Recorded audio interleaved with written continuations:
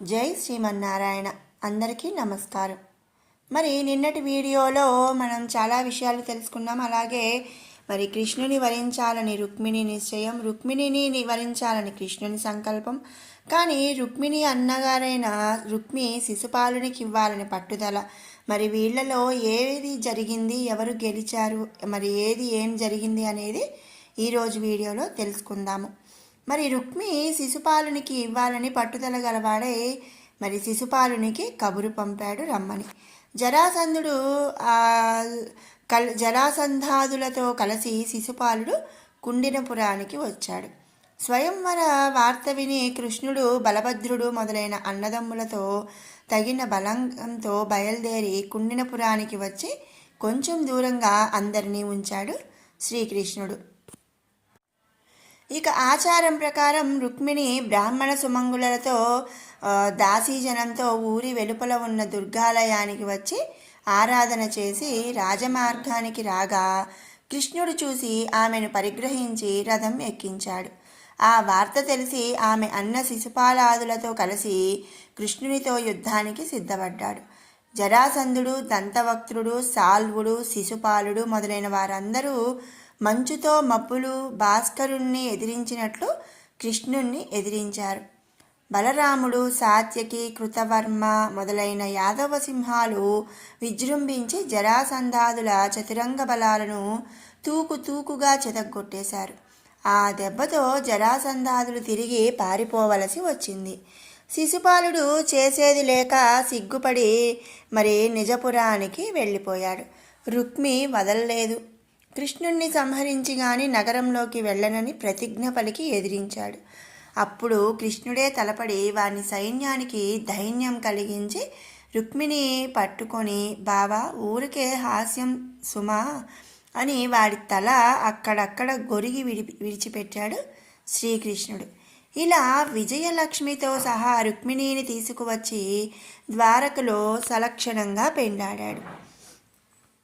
ఈ వివాహానికి రాక్షస వివాహమని సంజ్ఞ అన్నమాట. వధువును బలాత్కరించి తెచ్చి పెండ్లాడుట.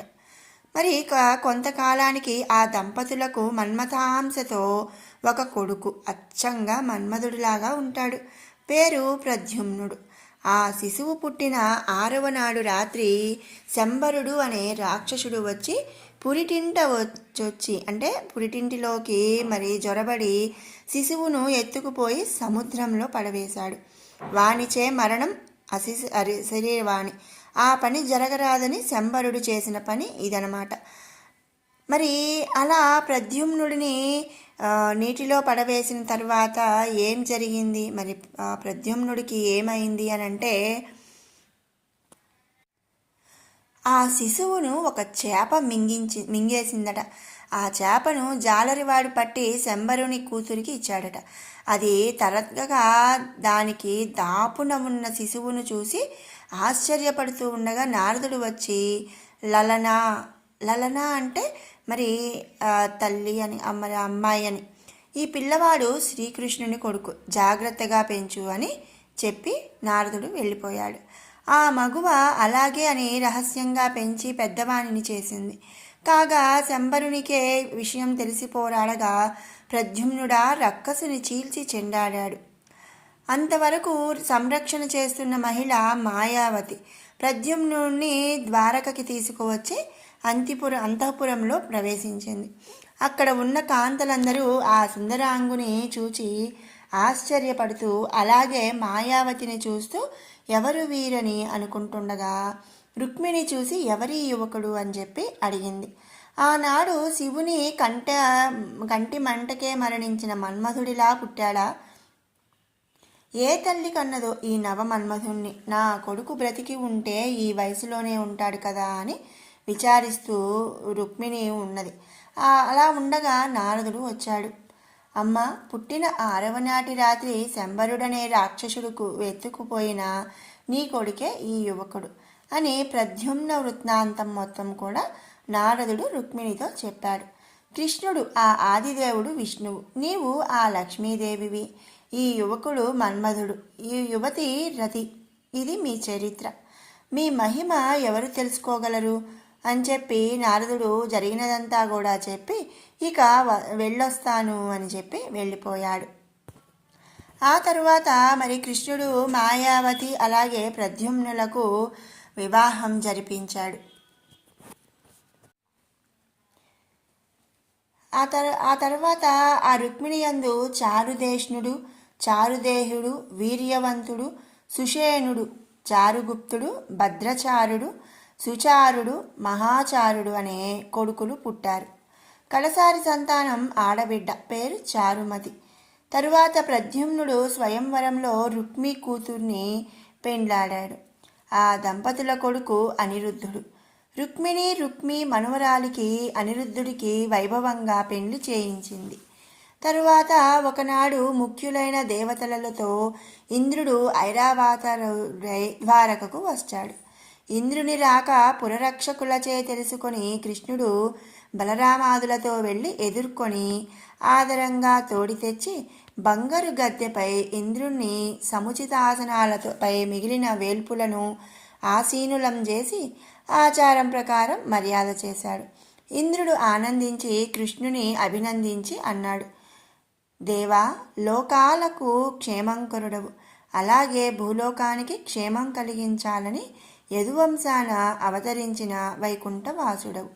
నీ దయచేయగదా లోకాలు హాయిగా ఉంటాయి. మరి దేవతలు సోమయాజులు యజ్ఞాంశాలను అగ్నిముఖాన ఆరగిస్తూ ఉంటారు. ఆ అదృష్టం ప్రస్తుతం అంతరించుకుపోయింది. ఆ విషయం విన్నవిస్తున్నాను, ఆలోచించు అని చెప్పి ఇంద్రుడు చెప్పాడు. భూపుత్రుడు నరకాసురుడు తనలాంటి దుష్టదైత్యులతో ప్రాగ్జ్యోతిషం అనే నగరంలో ఉన్నాడు. లోకాలను రకరకాల దుశ్చేష్టలచే ఏడిపిస్తున్నాడు. తానే యజ్ఞపురుషుడనని యజ్ఞభాగం తనకు ఇవ్వాలి అని శాపిస్తూ యజ్ఞాలు సాగకుండా చేస్తున్నాడు. సిద్ధ సాధ్యాదులను కూడా అసాధ్యమైన పరాక్రమ ప్రభావంతో దిక్కు దిశ లేకుండా చేశాడు అని చెప్పి ఇంద్రుడు శ్రీకృష్ణుడితో మొరపెట్టుకున్నాడు. అంతేకాకుండా జలాన్నిచ్చే వరుని తెల్లపట్టు గొడుగును, దివ్యరత్నమయమైన మందరగిరి శిఖరంను, అమృతమూర్తులైన మా తల్లి కుండలాలను ఎత్తుకుపోయాడు.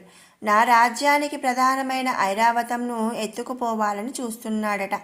మరి దుష్ట నిగ్రహం శిష్టానుగ్రహం చేసేవాడవు కనుక నీకు తెలపవలసి వచ్చింది.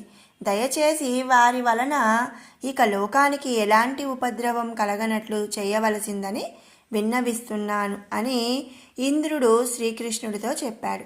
మరి ఇలా ఇంద్రుడు విన్నవించుకున్న తర్వాత శ్రీకృష్ణుడు ఏం చేశాడు అనే విషయాన్ని మనం రేపటి వీడియోలో తెలుసుకుందాం. మీకు ఈ వీడియో నచ్చినట్టయితే లైక్ చేయండి, షేర్ చేయండి, అలాగే మరిన్ని అప్డేట్స్ కోసం మన ఛానల్ని సబ్స్క్రైబ్ చేసుకోండి. Thanks for watching.